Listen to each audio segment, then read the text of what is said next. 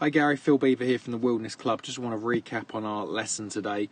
So if you run through your swing here, we look at your first move, you can see the club head wants to be dragged inside, low and around, and that gets that right arm a bit too tucked, and we can see the club head now has gone off the screen at that particular stage there.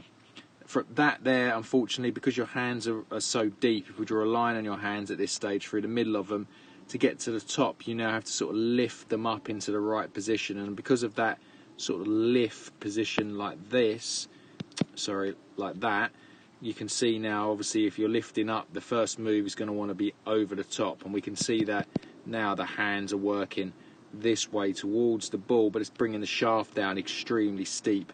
And this position here, you can see the shaft's cutting through your left forearm and the club head's nearly through your face or neck. That means you can only swing outside the ball line. As we can see here, the club is attacking the ball from outside the right, and then you can only swing left and either open the face and hit a weak cut, or you can hit like a pull draw, which would actually go a long way, but it go very low.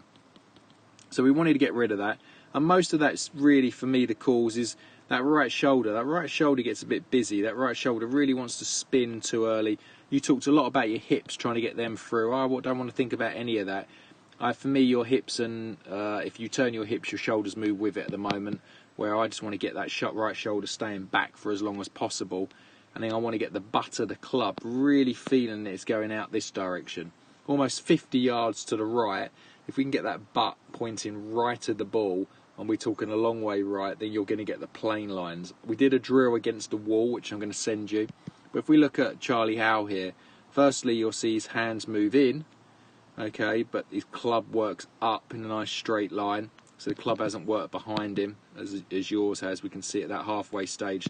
Look at your shaft there, your club head compared to Charlie Howe's. His is in line with his hands, yours is outside the screen.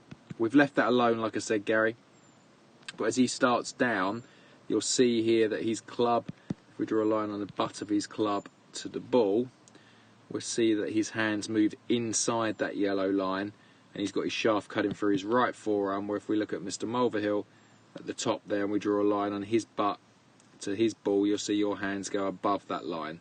So very differently there. So he can only do that, this guy on the right, by keeping that right shoulder back and feeling as if he's hitting it out towards those bunkers there. And the last second is he'll naturally turn and release it anyway. I'll send you the drill we did. I hope that all makes sense.